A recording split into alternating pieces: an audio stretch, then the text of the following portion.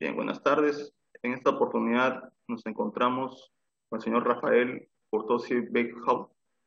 Él es tesorero de la Academia Nacional de Letras de Uruguay, ¿no? Una afiliación de la Real Academia Española.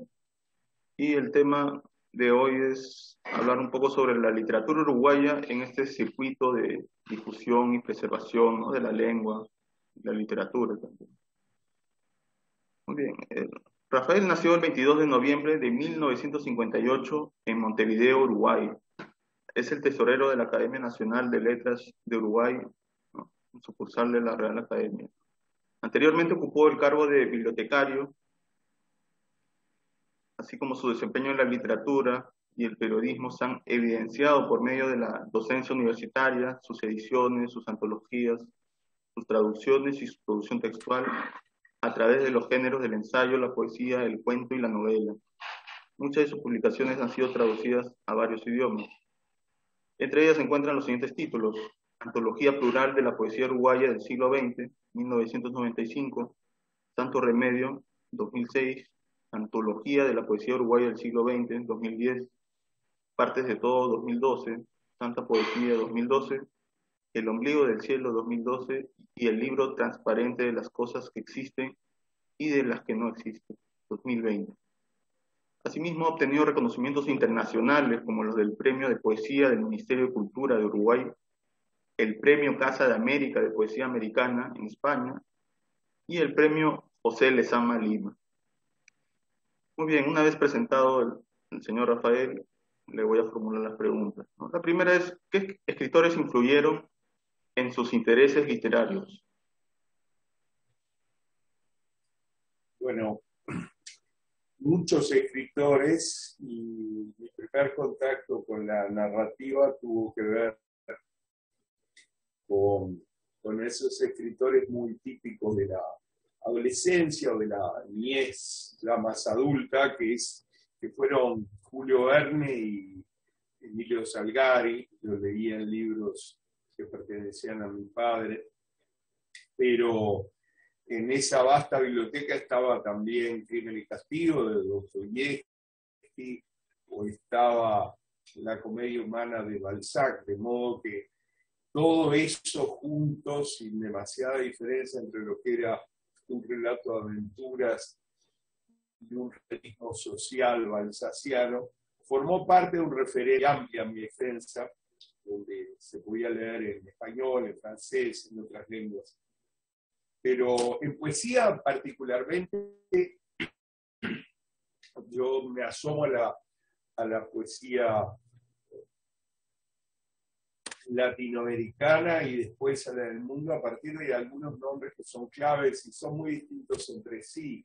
Por un lado, un referente, un padre, una suerte de ancestro literario que uno elige, es Isidore Ducat, el conde de Lautremont, que era franco-uruguayo, pero en un terreno más cercano, dentro de la propia lengua, César Vallejo, que en sus distintas etapas, esa etapa modernista de los heraldos negros y por supuesto la etapa que empieza a partir de Trilce, descubre un trabajo con el lenguaje que solo hace la poesía. La poesía lleva el lenguaje a un extremo, un límite, de algún modo lo violenta para poder decir lo que hasta ese momento no fue dicho. Aquello de Wittgenstein: los límites de mi lenguaje son los límites de mi mundo. Empecé a descubrir que la poesía expande los límites del lenguaje y por lo tanto expande los límites de nuestro mundo. El otro autor que puedo citar, por supuesto muy diferente del anterior, es Pablo Neruda, que en mi infancia, en mi adolescencia, el poeta de referencia, pero también muchos poetas por ejemplo, en el caso de Uruguay hay una poeta que fue muy conocida y una referencia, que es Juana Ibarburu. Y después, por supuesto, poetas, hoy nombraba a Isidore Ducat, conde de Lautremont, sus cantos de Maldoror, pero también poetas franceses, Verlaine, Rimbaud y por supuesto Rubén Darío. Esas son algunas de las referencias que conformaron un plano muy nutrido que me alentó en dos aspectos. Por un lado la narrativa, por otro la poesía. Capítulo aparte es la ensayística, que empezó un poquito después, ya la adolescencia, juventud.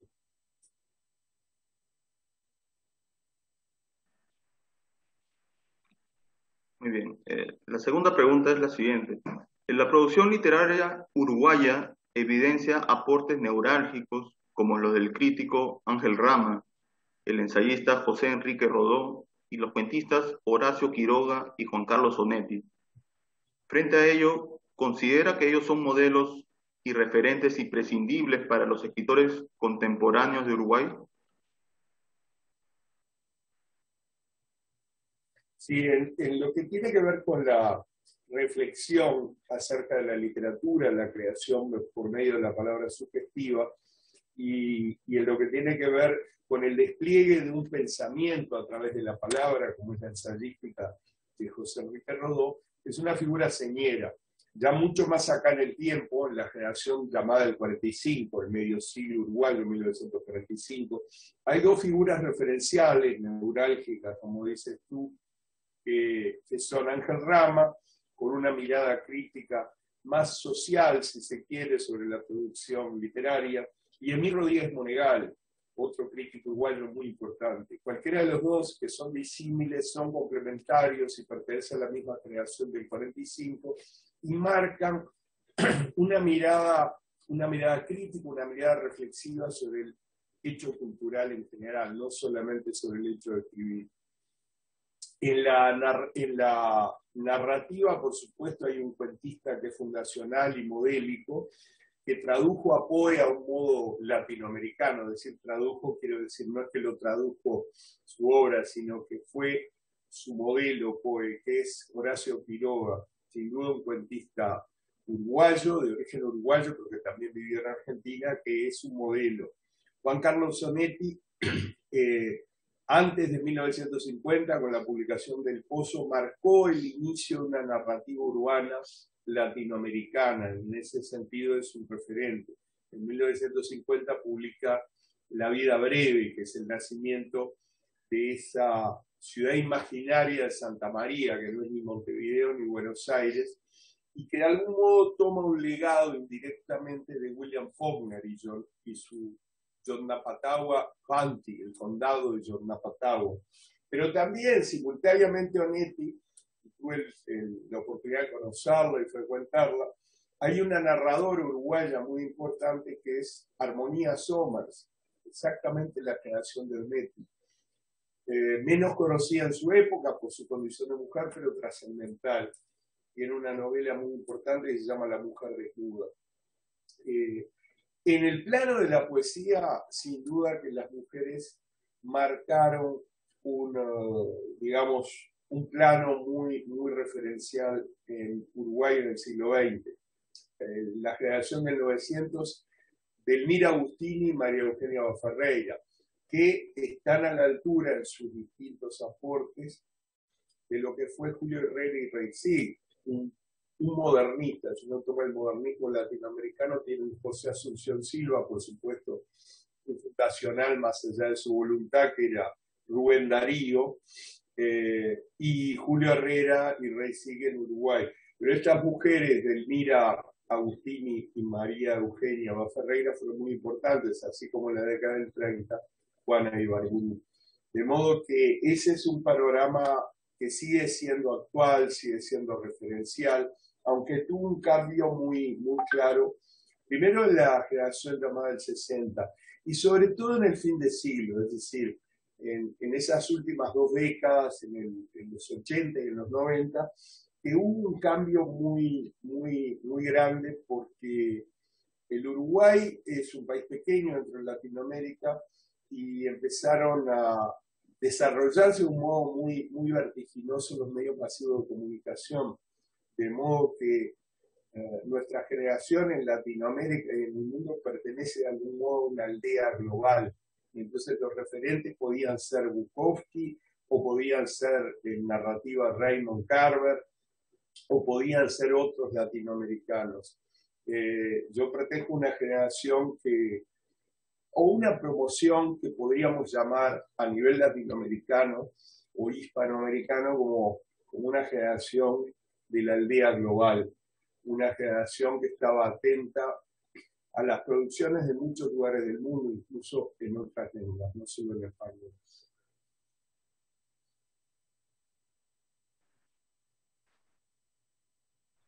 Muy bien. La tercera pregunta es la siguiente. Una característica importante y digna de homenajearse es su constante contribución a los distintos géneros de la literatura. Asimismo, es reconocible su mayor predilección por la poesía, la cual se confirma por los estudios que le ha dedicado, los premios que ha ganado y las publicaciones que ha hecho de sus poemarios. ¿Podría contarnos cómo fue el proceso creativo de sus textos y en qué consistió su poética? Sí,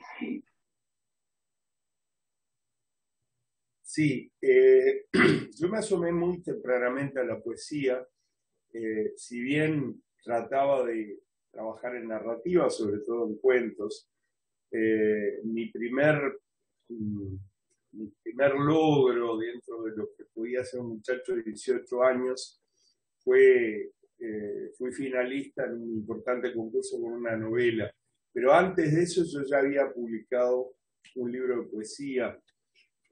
Muy tempranamente, hoy nombraba a Vallejo, también nombré a Neruda, pero hay que agregar a Hellman, hay que agregar a poetas como del continente, como Rafael Cadenas.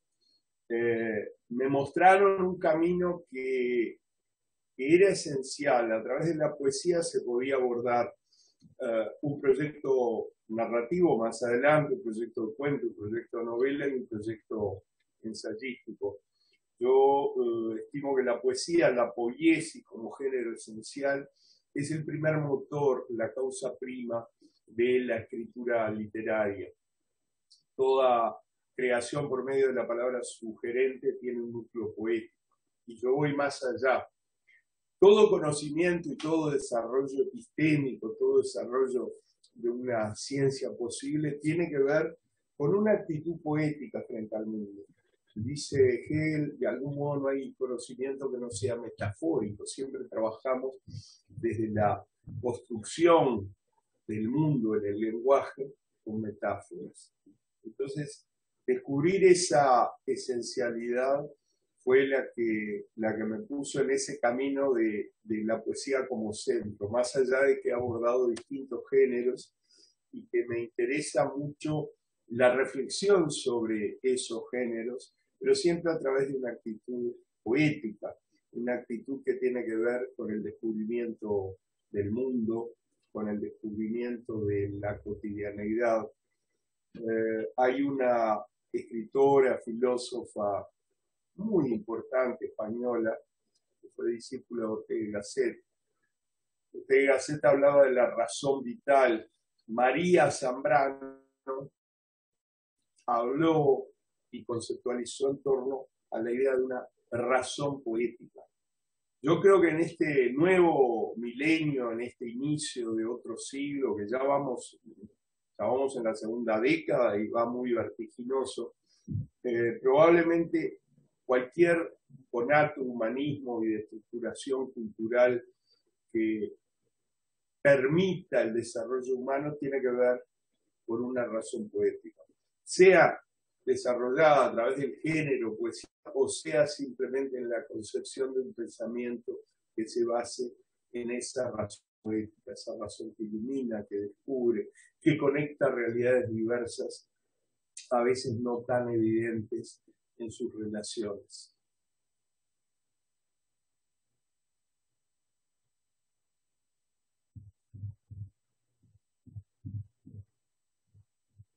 El audio. Sí. Usted ingresó a la Academia Nacional de Letras de Uruguay en 2013 con su discurso En medio del camino de la vida, la celebración de la poesía. Luego de su incorporación, tuvo el cargo de bibliotecario y actualmente ocupa el rol de tesorero. Ante esas labores ejercidas, usted va adquiriendo un conocimiento panorámico de las distintas actividades que se realizan en el ámbito de la literatura uruguaya. Con ello, ¿qué experiencias beneficiosas para usted y la comunidad académica podría contar, o bueno, podría contarnos al respecto? Antes de mi ingreso a la academia, como muchos jóvenes, estoy hablando hace 20, 30 años, yo consideraba de algún modo que la academia era un dispositivo fuerte, interesante, que tenía que ver con la preservación de ciertos modos en la comunicación lingüística. Me parecía un papel fundamental. Pero después de mi ingreso a la academia, aún un poco antes, cuando empecé a colaborar en distintas comisiones, empecé a trabajar a un nivel de investigación, me di cuenta que la academia o las academias de la lengua constituyen un formidable instrumento de inserción dentro de una comunidad. No van a ser distintas de las comunidades en las cuales operan. Van a reflejar lo mejor de esas comunidades y algunas veces sus dificultades. Lo bueno de una Academia Nacional de Letras, una Real Academia Española, una asociación de academias de la lengua española, es que mantienen ese vivo territorio de la Mancha del que hablaba Carlos Fuentes, es decir, el territorio de un idioma que va mucho más allá de las fronteras e incluso es transoceánico y que trabaja con una lengua, los signos, la diversidad y una vitalidad que le viene precisamente de la diacronía, del constante cambio. A través de una academia, a través de la Academia de Literatura no hay simplemente un grupo de señores que trabajan en filología, en etimología, etcétera, o en morfología. Hay un grupo de gestores culturales que un elemento de comunicación de la literatura tiene que ver con la comunicación humana y la construcción social. En ese sentido, la academia, en el Uruguay en particular, hemos armado, hemos llamado a concursos en poesía, en ensayo, en pensamiento, en narrativa, y hemos hecho un trabajo de apertura con otras academias y sobre todo, fundamentalmente, un intercambio con la sociedad en la cual interactuamos, a la cual nos debemos. Yo creo que las academias de letras son un gran instrumento de cambio y de humanización de la lengua. En un mundo ultra tecnologizado, hay tecnologías del lenguaje que pueden ser profundamente humanas y hay tecnologías del lenguaje que nos dejan por fuera. Entonces el rol de las academias es un rol activo, es un rol de catalizadores, es un rol de motivación, de recepción.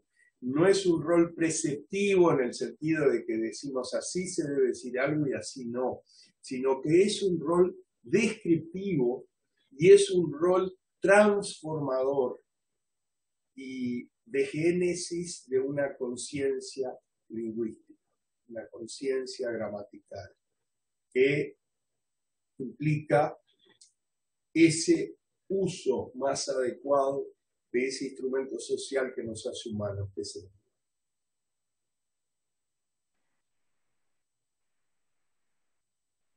Muy bien, señor Rafael, finalmente le voy a cuestionar, ¿no? Lo último. Normalmente, la Real Academia Española busca preservar el lenguaje y la literatura de habla castellana.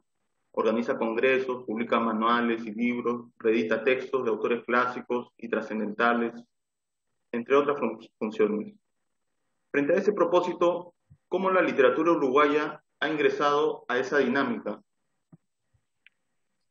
Bueno, es verdad que busca preservar, pero no preservar el lenguaje como un elemento estático, como una pieza de museo, sino preservar la función social del lenguaje, capitalizarla, acelerarla, catalizarla.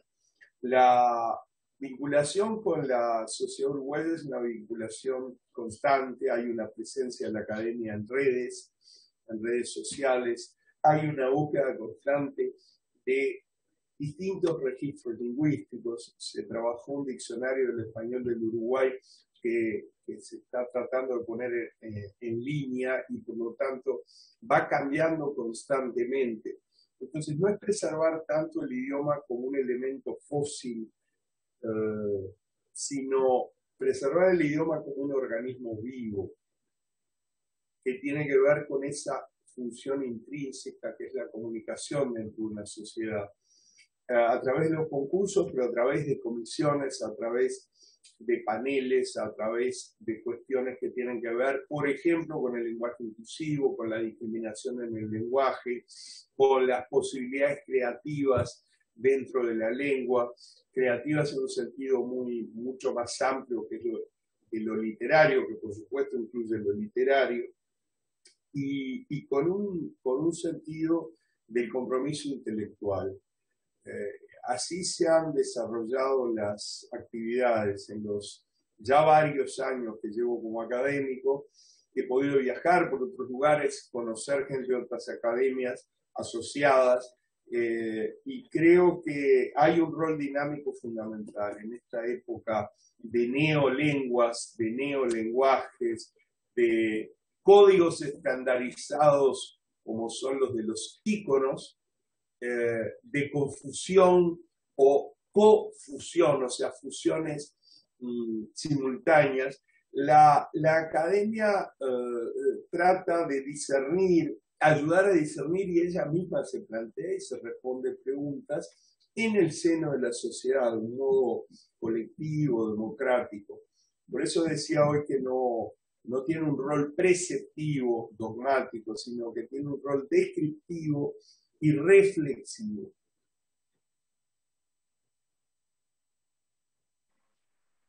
Bien, señor Rafael.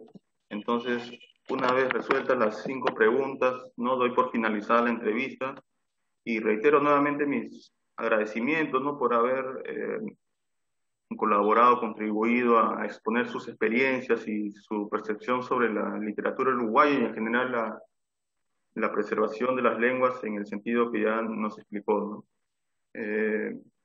Bueno, le hago recordar también de que esta entrevista, ¿no?, tiene el propósito de que se plasme en una revista indexada, ¿no?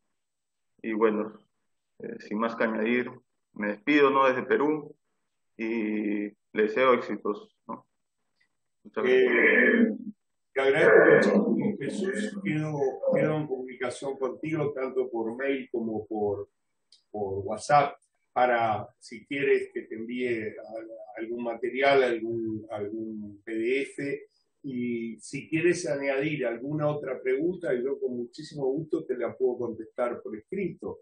Preguntas que pueden ser subsidiarias de las que ya hicimos, que tienen que ver, por ejemplo, con la deriva, cómo han cambiado las modalidades, los géneros literarios, cómo hay un cambio en la narrativa. Lo que tú quieras, yo te lo puedo contestar por mail, es lo más fácil. Me puedes enviar 3, 4, 5 preguntas y te las voy contestando. Digo, si quieres hacer algo un poco más, integrar otras cosas. Si no, me parece que también las preguntas que me acabas de hacer reflejan, sí, una inquisitoria, no en el sentido de inquisición, sino de búsqueda de investigación que refleja, ojalá que yo haya servido a través de mis respuestas, que refleja una mirada muy atenta y muy reflexiva sobre este fenómeno del lenguaje, de las academias, de las instituciones y del estado actual en Latinoamérica y en el mundo de la creación por medio de la palabra. Sí, justo mientras estaba haciéndole la entrevista y estaba documentándome un poco sobre literatura uruguaya, me acordé de que hubo una poetisa que había sido nominada al Premio Nobel de Literatura. Sobre ese tema quizá también podría, quizá más adelante conversarse, ¿no? Y bueno, sobre lo que me está diciendo de la modificación, el cambio de los géneros literarios, eso también, bueno, podría ser una ocasión para más adelante incorporarla, como así me ha dicho, ¿no? Y bueno, eso... Sí. ¿Qué estudias, Jesús? ¿En qué? Estudiado literatura en la Universidad San Marcos. En San Marcos. ¿Estás haciendo la parte de licenciatura o...? Sí, ahorita estoy finalizando mi mi tesis de maestría y ya, bueno, también terminé el doctorado, ¿no? Doctorado en literatura peruana y latinoamericana, ¿no? Bien. Este, ¿Sobre qué es tu tesis? bueno, mi primera tesis es sobre La ciudad de los perros de Vargas Llosa, la segunda es de Noticia de un secuestro de García Márquez y en la tercera quiero hacer un vínculo entre el ensayo de Octavio Paz, El laberinto de la soledad, en las novelas de Mario Vargas Llosa, ¿no?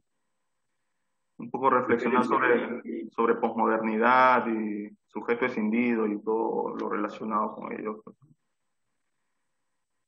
Muy, muy interesante y muy valioso. Y bueno, te auguro, te deseo lo mejor y te auguro que con la rigurosidad y la seriedad con que me planteaste las preguntas y la entrevista, sin duda que vas a alcanzar tus metas y vas a seguir desarrollando. Así que, ¿qué edad tienes, Jesús?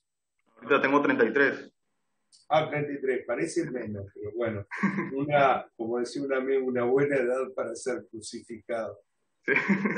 No, pero es una edad donde también uno puede encarar el fenómeno de investigación literaria, investigación humanística, con una madurez que de pronto a los 20 y pocos no se tienen y después ya se tienen demasiados prejuicios. Así que bueno, seguimos en contacto, tienes mi WhatsApp, tienes mi mail y a las órdenes. Entonces, me resultó, te quiero decir, muy cómodo, que me ofrezco esto de contestarte alguna, dos, tres preguntas más por escrito, pero me resulta muy, muy atinado este método de que las grabes, porque en la oralidad uno puede transmitir otras cosas y también puedes repreguntar.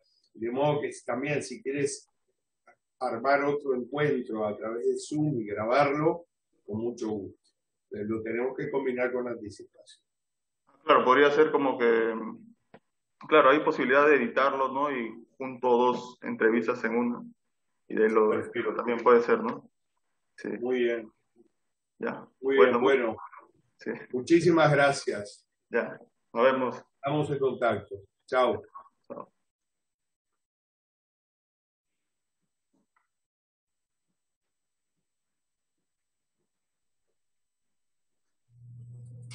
¿Qué tal, señor Rafael? Hola, buenas tardes. ¿Cómo estás? ¿Se escucha bien, no? Sí, se escucha bien. Ya.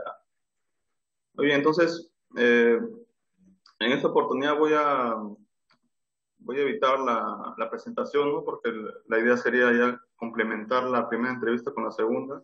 Perfecto. La primera entrevista fue el 8 de julio y ahora estamos 14. Entonces, la idea es integrar un poco más de los conocimientos que usted tiene de la literatura uruguaya y universal a la entrevista. Entonces, seguimos entonces con la ronda de preguntas. Muy bien. La pregunta número 6 dice, Sí. en este siglo XXI, ¿considera que los géneros literarios en Uruguay han evolucionado o perfeccionado? Bueno, en realidad es que no se puede tomar Uruguay como un lugar aislado. Yo creo que la evolución de los géneros ha ocurrido en América Latina, pero a un nivel global, porque géneros no son elementos estáticos de clasificación. La narrativa, la poesía, la dramaturgia, el ensayo, el pensamiento, sino que se han hibridado, como decía Marshall McLuhan, hay una hibridación de medios, una mezcla de alguna manera, no solo en América Latina, sino en otros lugares. La poesía contemporánea del siglo XXI, de algún modo, piensa la realidad. Desde la poesía se piensan diversas realidades. La narrativa plantea también elementos que antes eran campo de la ensayística, y también ha habido una hibridación de medios en otro sentido, de géneros en otro sentido. Los géneros literarios están de algún modo influidos por los medios masivos de comunicación. Quiere decir que ya desde la década del 90 y las 2 décadas que van del siglo XXI, ha aparecido y se ha incrementado esa estética del parpadeo, esa narrativa secuencial que de algún modo viene del cine, pero no es asimilada linealmente, sino que la literatura la replica de otro modo, de una manera sui generis. De modo que los medios han evolucionado a un nivel continental y probablemente global, no solamente en Uruguay. Yo creo que los medios actuales de comunicación, las posibilidades de comunicación instantánea e inmediata han planteado en el sintagma literario cambios importantes que tienen que ver con ese desarrollo de la comunicación y de la tecnología.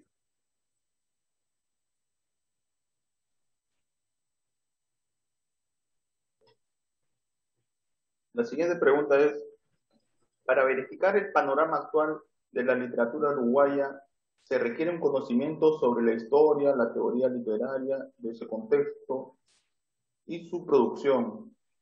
Frente a eso, ¿cómo debería iniciar un investigador de otro país sus estudios para conocer con mayor criterio la literatura de su país? Lo primero que hay que acotar es que los lectores no necesitan ni teoría literaria ni otro tipo de marcos teóricos, pero sí los investigadores o sí los críticos, quienes quieren entender cómo está evolucionando ese proceso, cuáles son las nuevas formulaciones.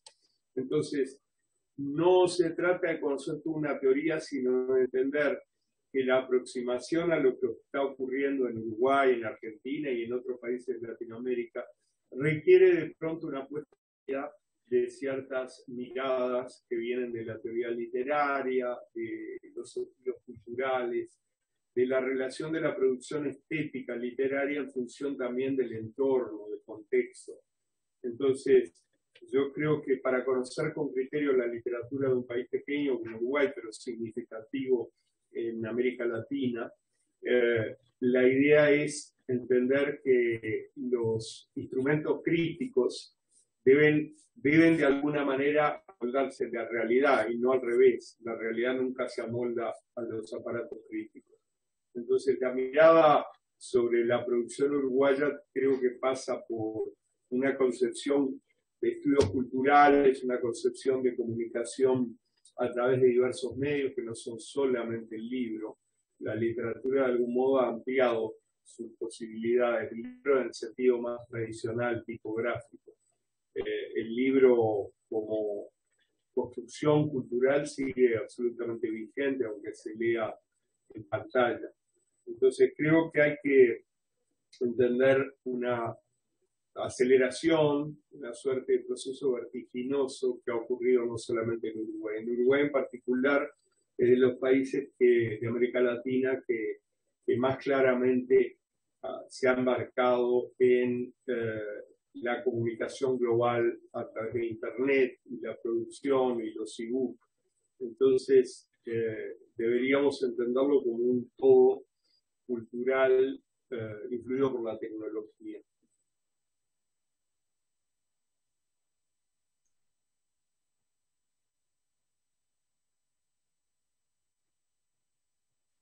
Muchas veces la entrega de un premio Nobel a un escritor beneficia a toda la literatura de su país. En alguna ocasión, la poetisa Juana de Barbourou tuvo esa oportunidad como candidata a esta condecoración, aunque el resultado no fue el esperado. Ante esta situación, ¿usted cree que esa entrega es necesaria? Sostengo esta interrogante debido a que la entrega del Nobel ha sido cuestionada en algunas ocasiones, como cuando se le ha entregado a un músico o autores de poca relevancia. Bueno, el caso de Juana de Ibarburu es un caso especial porque en el momento en que Juana de Ibarburu, Gabriela Mistral, Alfonsina Storni, para hablar de poetas muy importantes del Cono Sur, estaban de algún modo en la mira de un premio tan trascendente como el Nobel, una de las candidatas fue Juana de Ibarburu y finalmente lo obtuvo alguien que era amiga, que era relacionada estrechamente, Gabriela Mistral. El primer premio Nobel latinoamericano fue en 1945 y lo tuvo esta mujer en poesía. El hecho de que Juan Ibarburu no haya accedido, lo único que habla es de cierto esquema, digamos, estético, político, geográfico, y no creo que un premio dé la medida del valor de un autor. Pero claramente un premio como el Nobel o un premio como el Cervantes o como otros premios en otras lenguas, llama la atención sobre un autor y sobre la producción de su país. De todas maneras, creo que es muy importante entender que los premios son un medio y no un fin. O sea, los premios son un medio para comunicar o para que un autor sea considerado con más atención. En el caso, por ejemplo, de Ida Vitale, hace unos años se la conocía poquísimo, muy poco en el mundo, y a partir del Cervantes se la conoció más. Juana Ibarburu es una autora que pertenece al canon latinoamericano, más allá de que haya tenido o no el Nobel, al igual que el Nobel en el caso de Gabriela Mistral, es un reconocimiento particular al rol de la mujer en la poesía latinoamericana desde inicio de lo que es el siglo XX. Yo creo que es un reconocimiento muy importante y una señal. A través de Gabriela Mistral estaban premiando a muchas mujeres poetas de primera calidad en América Latina.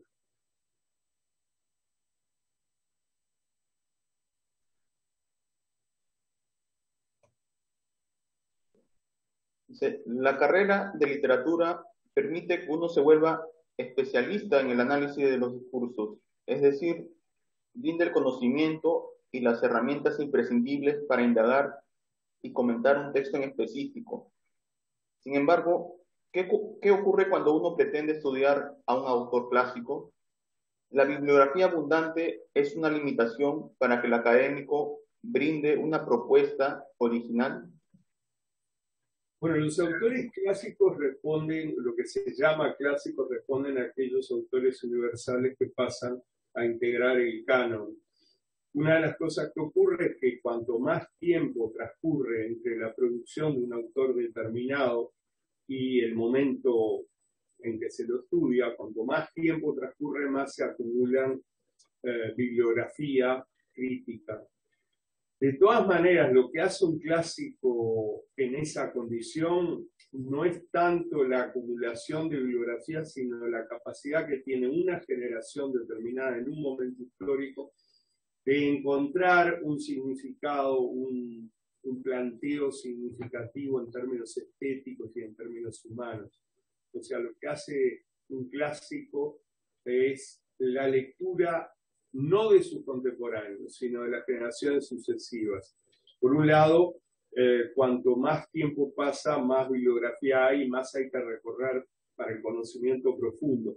Pero por otro lado, hay que hacer dialogar ese clásico con la literatura de un momento determinado. Cuando uno lee a Cervantes, lo interesante de Cervantes es hacerlo dialogar con las producciones actuales, hacer dialogar esa propuesta que se proyecta en el tiempo con las sucesivas propuestas. Y hacerlo dialogar quiere decir, si tiene algo para decir ese clásico, hacia el presente y hacia el futuro. Y eso es más importante que una recorrida absolutamente minuciosa de toda la bibliografía anterior, aunque no se descarta hacerlo.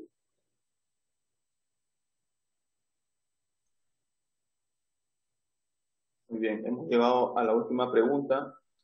Dice, uno de los propósitos de la Academia Nacional de Letras de Uruguay, las academias en general y la RAE, es preservar y propagar la literatura universal, ya sea con reediciones, conferencias, congresos, estudios, entre otros. En ese sentido, usted tenía un rol activo acerca de esta intención académica, puesto que el 7 de julio de 2021 dictó la conferencia Dante, Lengua y Metáfora Universal, en la sede del Instituto Italiano de Cultura de Montevideo. Frente a esta exposición, ¿cómo consiguió revalorar la propuesta literaria de este autor? Bueno, precisamente Dante es uno de esos casos de autor clásico que ha influido de manera torrencial, significativa, constante, extensiva en toda la literatura del mundo, desde el japonés, el Esauro Oé hasta el poeta chileno contemporáneo Raúl Zurita. Mi propuesta no era rendir el culto a un clásico en términos casi de veneración religiosa, sino resignificarlo a partir de lo que han hecho autores como Zurita, como Borges, como Esauro E, como muchos otros, que lo que hacen es traducir ese clásico, no a otra lengua, sino traducirlo al presente y proyectarlo al futuro. El rol de las academias no es preservar en términos museísticos, estáticos, anquilosados, un patrimonio estético, sino revalorizar y resignificar ese patrimonio estético en cada una de las épocas. Y en ese sentido también esa conferencia sobre Dante, lengua y metáfora universal, fue dada a través de las redes, a través de YouTube, a través de las plataformas del Instituto Italiano, y por ese motivo estamos viviendo sí una aldea global donde uno puede explicar lo que ocurrió con Dante también en una película, en un film como The Silence of the Lamb, El silencio de los inocentes, porque un clásico proyecta luz sobre distintas etapas de la creación en distintos medios, incluye el cine, el teatro, la plástica y por supuesto la producción literaria contemporánea. Por eso en esa conferencia de algún modo me centré, después de hacer un gran recorrido por la influencia contemporánea de Dante Alighieri, me centré en dos obras, la del poeta contemporáneo Raúl Zurita, que conozco su obra, y la de Jorge Luis Borges, en particular en un cuento que es El Aleph, donde es muy clara la referencia a Beatrice Portinaria a través de un personaje que es Beatriz Viterbo. En ese cuento del Aleph hay una resignificación, una puesta al día, una recuperación también irónica, a veces hasta sarcástica, de la herencia de un clásico como Dante Alighieri y en particular la Divina Comedia.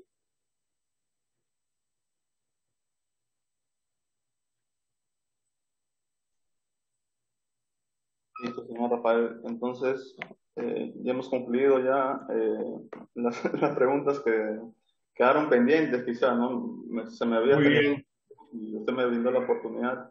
Entonces, pude completar mi propuesta con respecto a cómo se puede percibir la literatura uruguaya desde distintos enfoques, ¿no? Como los ha mencionado. Y también una interrogante más que tenía era sobre la relación con la literatura universal, ¿no? Que es una constante, no es una... nos forjan la literatura universal desde el colegio, la universidad, y siempre hay como que distintas posturas, ¿no? Por ejemplo, en la universidad, cuando yo estaba en el pregrado, algunos profesores nos limitaban a que hiciéramos estudios de los escritores universales, ¿no? Entonces, a mí siempre me entró esa curiosidad de por qué no puedo hacer mis investigaciones, hasta que en un momento como que traté de la corriente y empecé a informarme más, ¿no? Empecé a documentarme y se rescata mucha cultura literaria al respecto, ¿no? Siempre es fundamental un diálogo entre el pasado literario, la herencia, la tradición y el presente. Gadamer ya planteaba que hay un horizonte de fusión entre la tradición y el presente. Hay un diálogo con el pasado a través de la tradición. A veces esa tradición se rompe, como decía Octavio Paz, en la tradición de la ruptura, refiriéndose a las vanguardias latinoamericanas, las vanguardias universales del siglo XX. Pero también hay un aporte de esa tradición que es resignificado por cada generación. Yo creo que los estudios literarios no son simplemente estudios de una producción estética con un fin decorativo, ornamental. Son un cuestionamiento profundísimo sobre la condición humana en cada momento de la historia. Y eso es lo que define un clásico, su proyección hacia el presente y hacia el futuro. Entonces, estudiar literatura es estudiar a los clásicos a la luz de este presente y adelantándose, proyectando, tratando de ver cómo se resignifica y significan los días sucesivos, en el tiempo sucesivo. Claro, ese concepto de resignificación es importante porque, por ejemplo, si en este momento se leyera a Ovidio, ¿no? Sería tomado como una especie de antifeminista, ¿no? Algo así, pues la cultura que estamos atravesando. Entonces, a partir de ahí, la lectura de estos clásicos nos permite, ¿no? Poder diferenciar las culturas, las épocas y también aportar, ¿no? Ese proceso de resignificación me ha interesado bastante, según cómo lo ha planteado, para no ver tanto a los clásicos como algo que ya está establecido, ¿no? Que no se puede modificar, que no se puede replantear, modificar, ¿no? Y Sí, al bueno, mismo tiempo es importante, es necesario también contextualizar, porque no se le puede pedir a un autor como Ovidio, como Homero, una sensibilidad, una mentalidad del tercer milenio. Entonces hay que equilibrar. Por otro lado, toda la literatura es, a partir del aporte de Mijail Bakhtin, es polifónica, pero a su vez, a partir del concepto de intertextualidad que en 1960 plantea Kristeva, Julia Kristeva, toda literatura dialoga con todo lo producido anteriormente, o con muy buena parte de lo producido anteriormente. El fenómeno intertextual es el fenómeno de puesta al día a través de la creación del legado anterior, añadiendo eso nuevo que está por decirse. claro. Eh, bien, entonces, habiendo ya concluido las preguntas, y agradezco otra vez su participación, ¿no? Igual sus comentarios adicionales que ha realizado, eh, contribuyen, extienden más el conocimiento sobre la literatura uruguaya y universal, ¿no? Y bueno, eso sería todo por hoy. Agradecimientos como siempre y ya estaremos en comunicación más adelante, ¿no? Con respecto a las noticias de la publicación de la entrevista. Muy bien, muchísimas gracias Jesús y estamos en contacto entonces. Listo, muchas gracias. Chao. Chao.